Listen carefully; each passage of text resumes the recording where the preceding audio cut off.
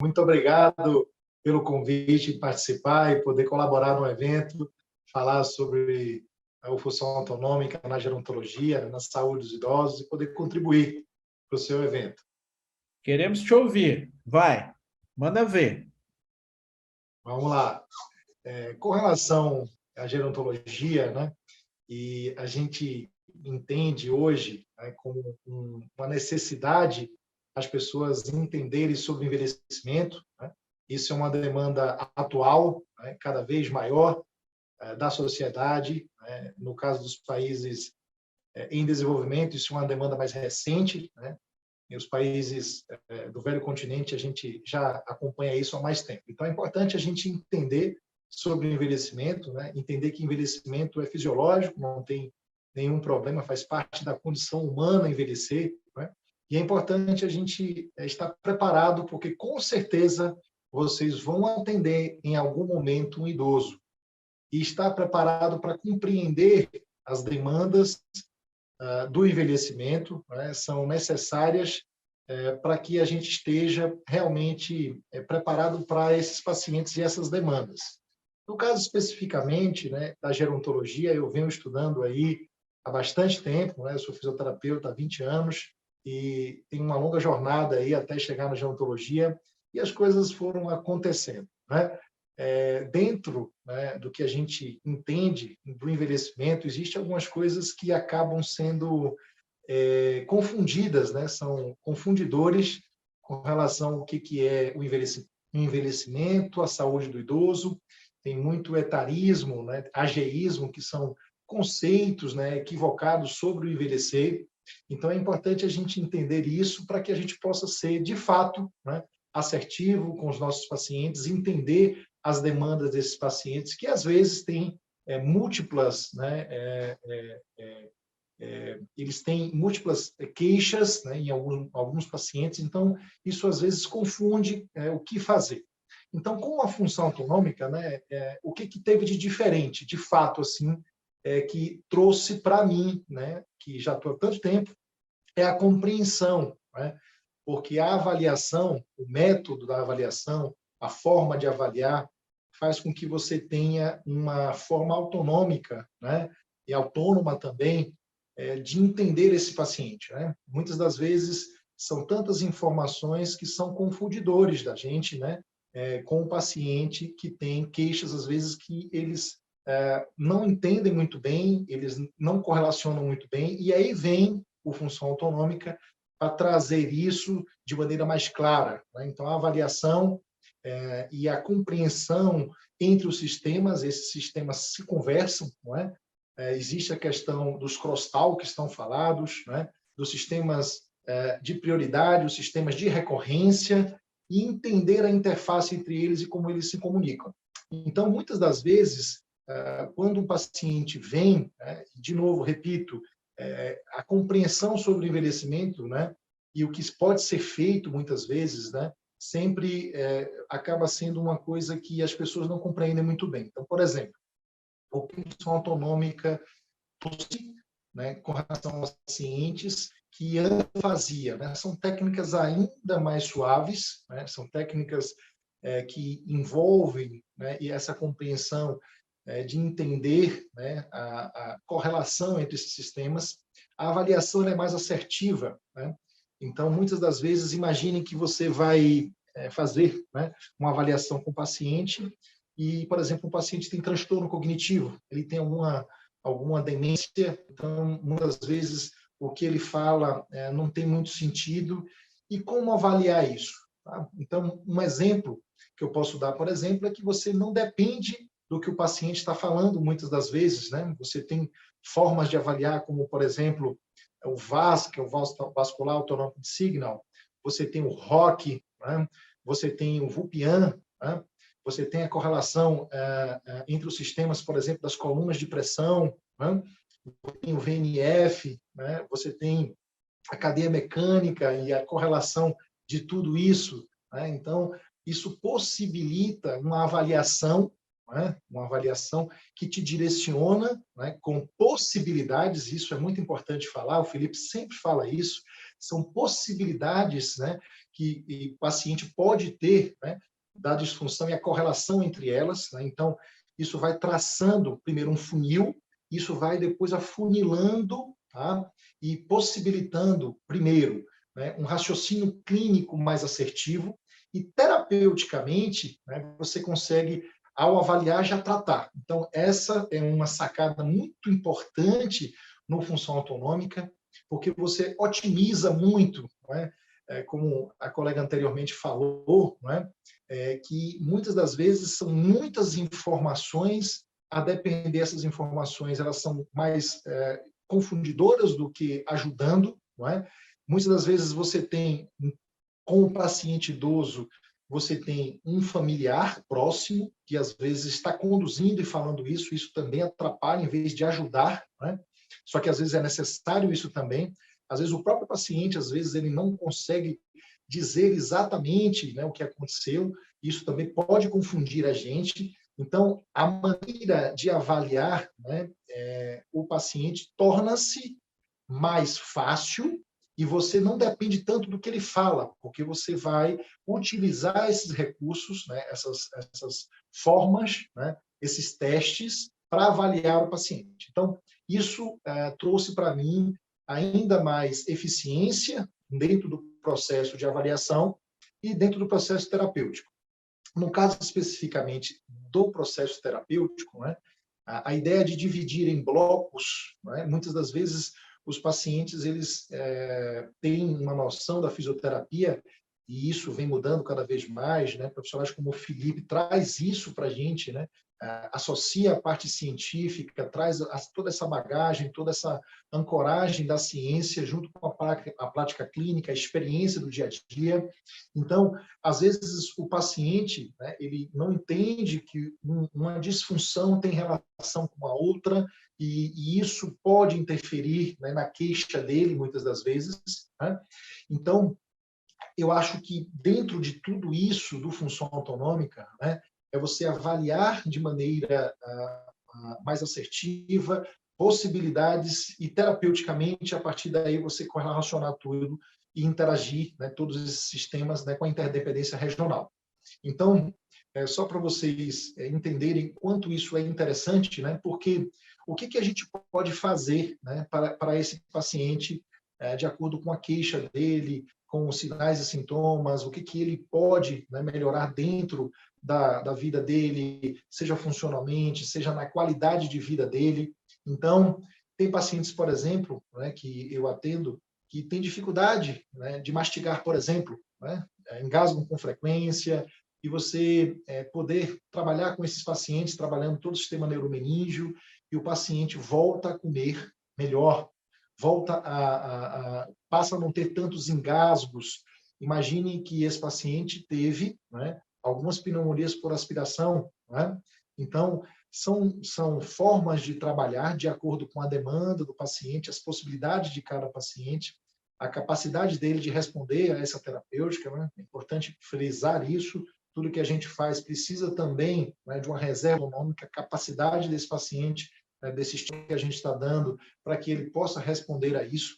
E digo para vocês que é incrível, porque muitas das vezes dos pacientes mais simples, os pacientes mais complexos, por exemplo, pacientes com demência, com hidrocefalia, entendeu? De pressão normal, e os pacientes passam, né, a ter uma funcionalidade melhor, né?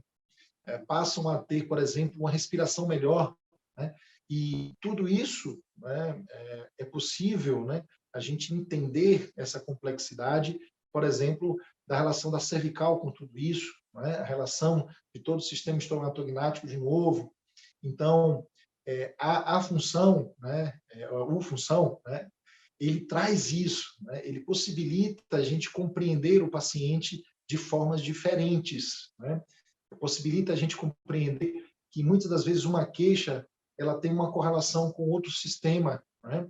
Muitas das vezes o paciente tem recorrências e a gente não consegue entender a priori por que está tendo essa recorrência, né? E muitas das vezes é isso, é essa correlação entre os sistemas. Então, no caso do paciente idoso, além disso, você tem a questão de fármacos, né? Então, é importante entender, né, compreender o quanto isso pode estar interferindo na clínica do paciente, nos sinais e sintomas. e também a questão dos quadros cognitivos, né? Porque isso também dificulta para a gente a compreensão do que ele está falando, tá? Então, a fisioterapia, muitas pessoas buscam, né, o fisioterapeuta por queixas ortopédicas, né, do sistema musculoesquelético, e quando a gente vai ver, né, de fato, ele só está, na verdade, tentando organizar isso e está apanhando, né?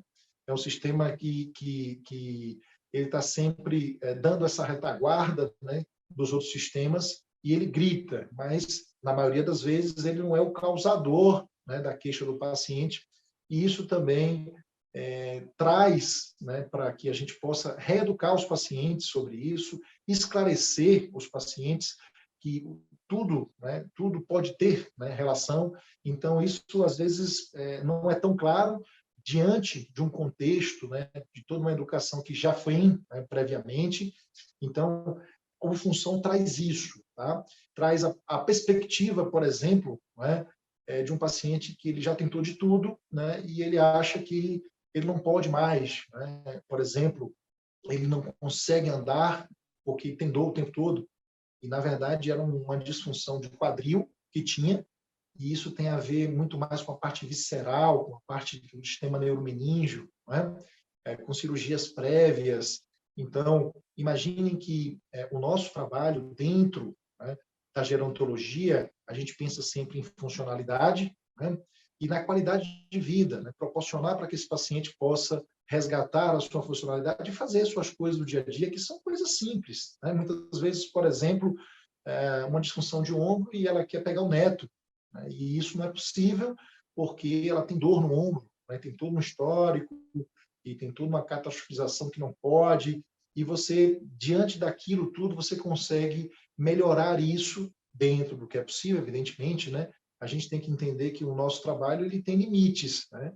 E compreender esses limites, né? Aonde a gente pode ir, o que a gente pode fazer, torna o nosso trabalho belíssimo, né? E sensatez sempre é importante, mas digo para vocês, dentro do processo, né, e do trabalho na gerontologia, a gente pode trazer e proporcionar, né, muito para os pacientes idosos, que muitas das vezes estão esquecidos, né?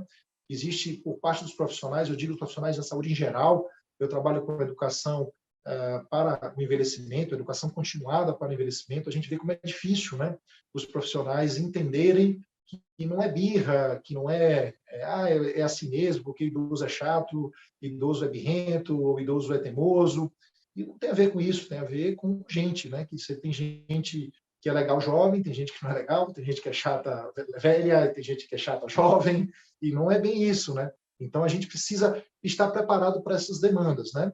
As demandas também familiares, né? Muitas das vezes a gente também tem que trabalhar isso, né?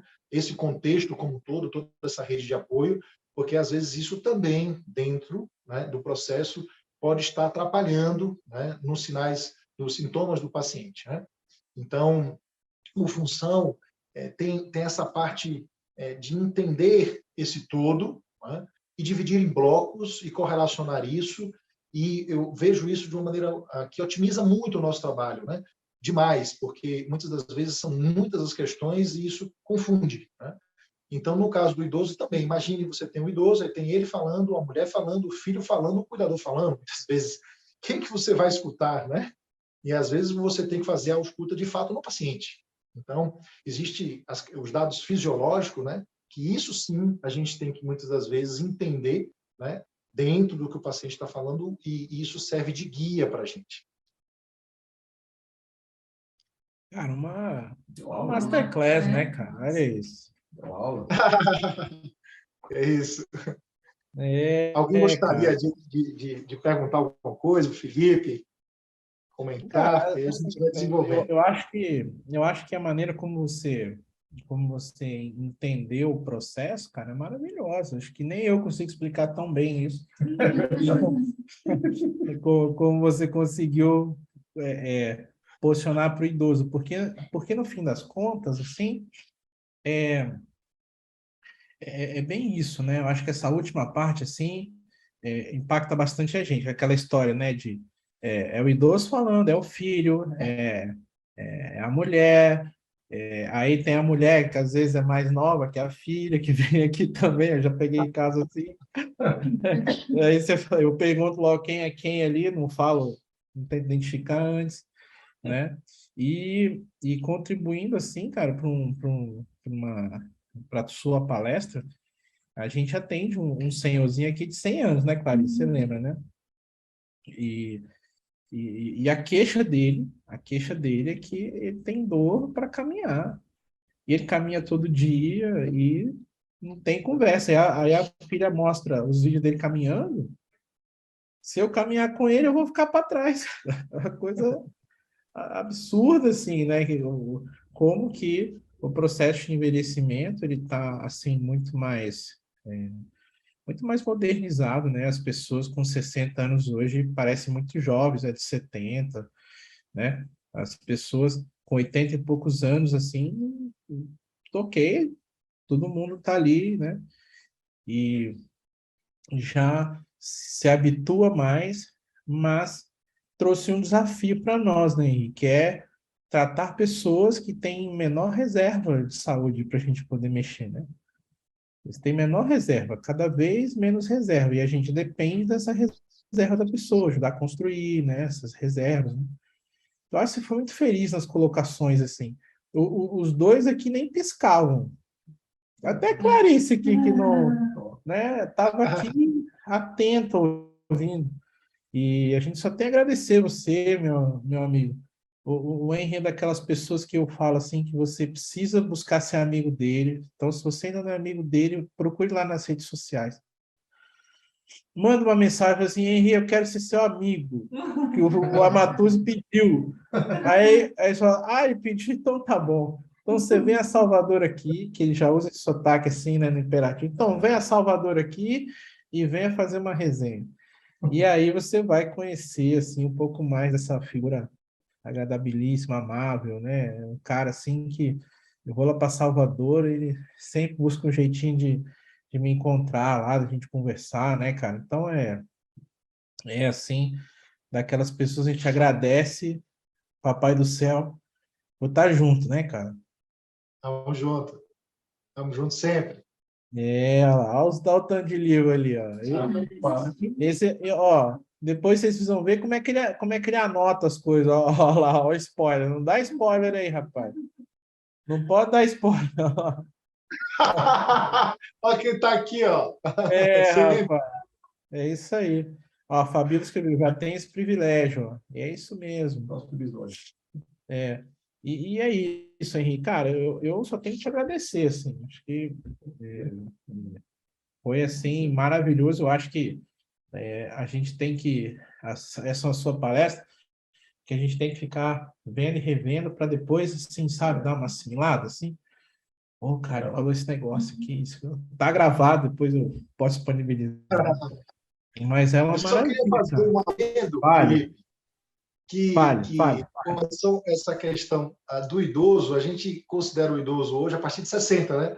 Só que a gente cada vez mais vê os idosos com 80, com 90 e com 100. Então, hoje, a gente subdivide, né, a velhice, né, em 3 fases. Primeira fase, o idoso jovem, de 60 a 80, o idoso maduro, de 80 a 100, e o idoso muito idoso, né, old, acima de 100.